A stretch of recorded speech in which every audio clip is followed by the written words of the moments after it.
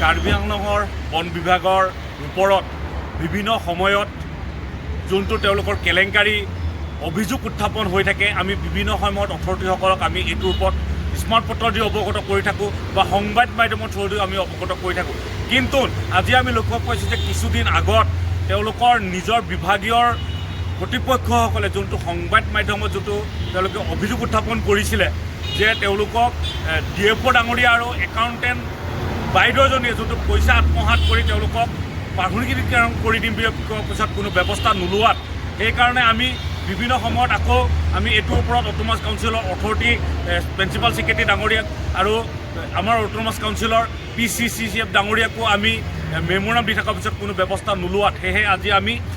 গুৱাহাটীলৈ ৰাওনা হৈ আমি দিছপুৰৰ বন বিভাগৰ ছেক্ৰেটাৰী ডাঙৰীয়াক আৰু আমাৰ অসমৰ যোনটো বন বিভাগৰ PCCF ডাঙৰীয়াক আজি এখন দাবী এখন স্মাৰক পত্ৰ প্ৰদান কৰোঁ। আৰু আমি